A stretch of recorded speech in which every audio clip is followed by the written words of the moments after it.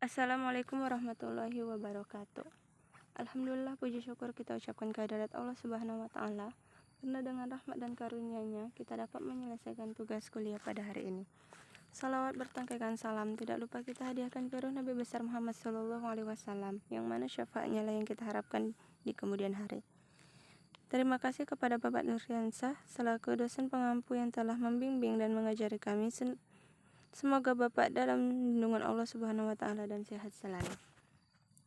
Perkenalkan, nama saya Mawaddah Nur Fadilah Siregar, NIM 120142647, Fakultas Tarbiyah dan Keguruan, Prodi Tadris IPS, mata kuliah Landasan Pendidikan IPS, dosen pengampu Pak Nuryansyah MPD. Saya berasal dari Universitas Islam Negeri Sultan Syarif Kasim Riau, atau yang disingkat dengan UIN Suska Riau. Adapun materi yang akan saya bawakan yaitu landasan filosofis pendidikan. Nah, sebelum kita melanjutkan ke pembahasan, jangan lupa ya, subscribe, like, comment, and share, karena dukungan dari kalian sangat berarti bagi saya. Terima kasih. Langsung saja ke pembahasan. Di dalam Kamus Besar Bahasa Indonesia 1995 nomor 260, istilah landasan diartikan sebagai alas, dasar, atau istilah landasan sebagai dasar dikenal pula dengan tumpuhan. Apa itu filsafat? Secara etimologi yaitu philen sama dengan Sophia, cinta sama dengan kebijakan, yaitu maka diartikan sebagai cinta kepada kebijakan. Definisinya yaitu proses berfilsafat, hasil sistem pemikiran dan sistem teori. Bagaimana karakteristiknya? Yaitu yang pertama objek, yaitu hakikat segala sesuatu. 2. Proses studi, yaitu perenungan yang bersifat mendasar, spekulatif, dan kontemplatif. 3. Tujuan berfilsafat, yaitu memperoleh kebenaran.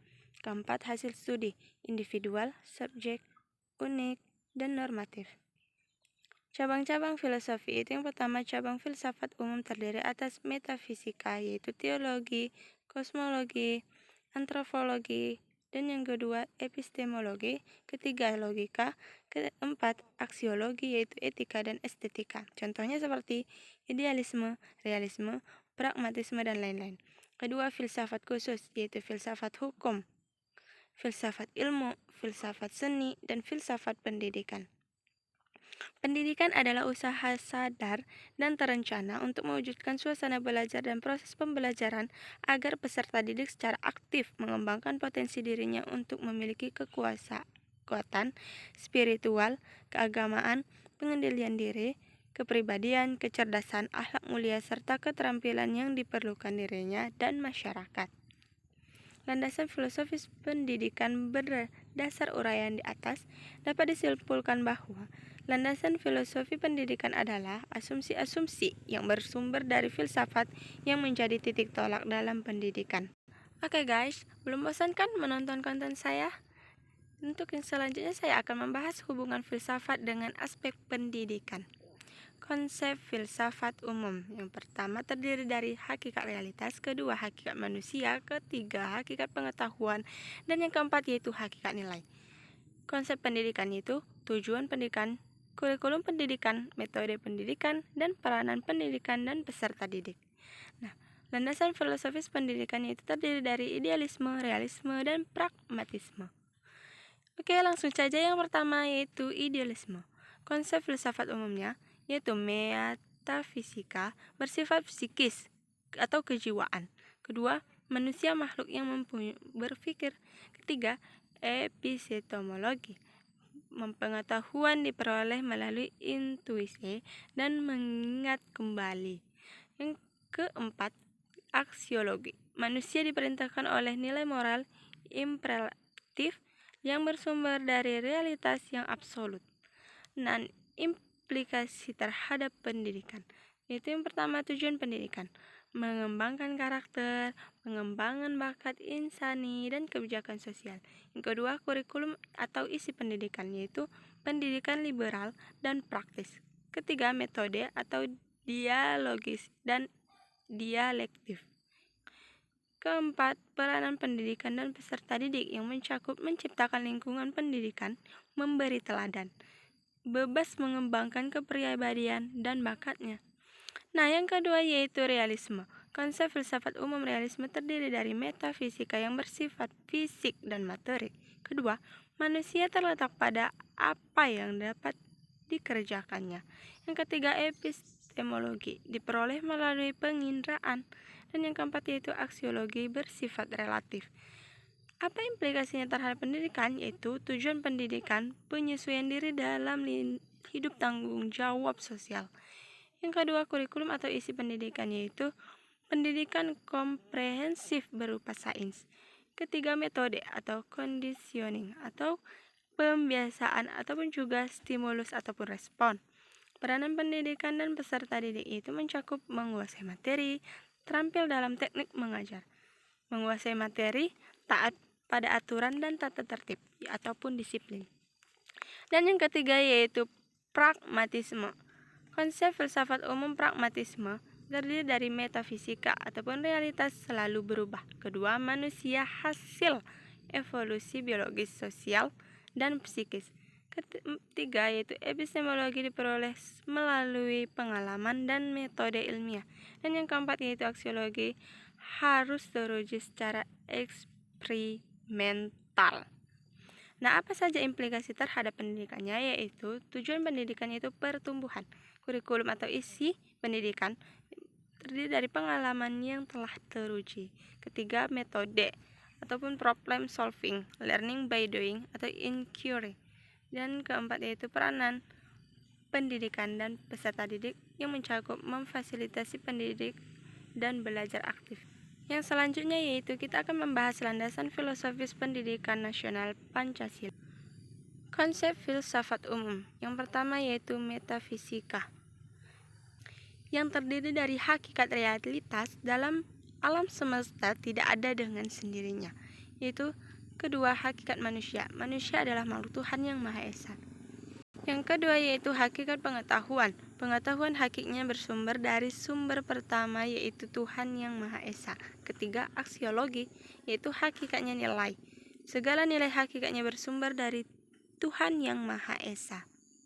Apa saja implikasinya terhadap pendidikan? Yaitu pendidikan adalah usaha sadar dan terencana untuk mewujudkan suasana belajar dan proses pembelajaran agar peserta didik secara aktif mengembangkan potensi dirinya untuk memiliki kekuatan spiritual, keagamaan, pengendalian diri, kepribadian, kecerdasan, akhlak mulia, serta keterampilan yang diperlukan dirinya dan masyarakat, bangsa, dan negara.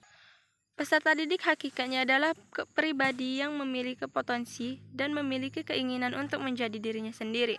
Maka, upaya pendidikan harus dipandang sebagai upaya bantuan dan memfasilitasi peserta didik dalam rangka pengembangan potensi dirinya. Pendidikan hendaknya diselenggarakan sejak dini pada setiap tahapan perkembangan hingga akhir hayat.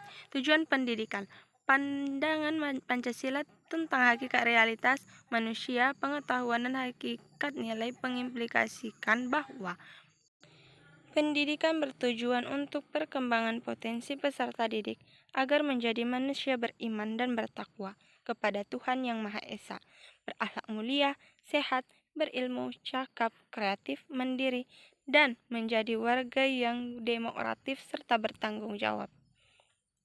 Yang selanjutnya yaitu kurikulum pendidikan. Kurikulum disusun sesuai dengan jenjang pendidikan dalam kerangka negara, Kesatuan Republik Indonesia, dan memperhatikan yaitu yang A.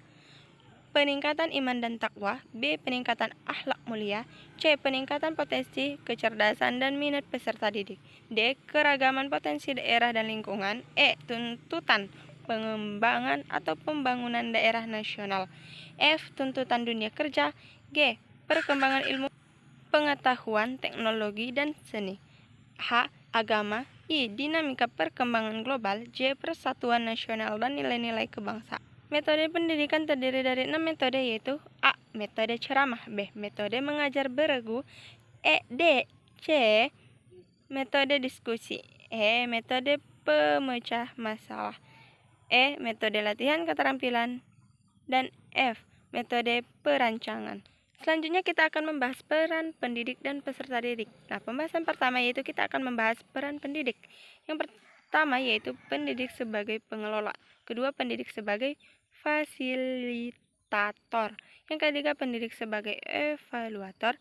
Yang keempat, pendidik sebagai demonstrator. Dan selanjutnya yaitu peran peserta didik. Dalam dunia pendidikan, peserta didik berperan sebagai organisme yang rumit yang mempunyai kemampuan luar biasa untuk tumbuh. Peran peserta didik adalah belajar, bukan mengatur pelajaran. Peserta didik dituntut aktif belajar dalam rangka mengkonstruksi pengetahuannya. Yaitu terdapat dari Wahyu di tahun 2002. Orientasi pendidikan. Pendidikan memiliki dua fungsi utama, yaitu fungsi konservasi dan fungsi kreasi. Yang pertama yaitu fungsi konservasi. Dilandasi asumsi bahwa terdapat nilai-nilai pengetahuan, norma, kebiasaan-kebiasaan yang dijunjung tinggi, dan pandangan berharga untuk tetap dipertahankan. Yang kedua, fungsi kreasi. Dilandasi asumsi bahwa realitas tidaklah bersifat terberi atau given, dan telah selesai sebagaimana diajarkan oleh sains modern.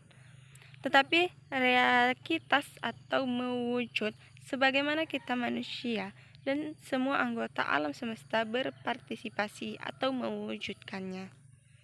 Sekian materi dari saya, semoga bermanfaat bagi yang membaca ataupun yang menontonnya. Apabila ada kekurangan, saya mohon maaf.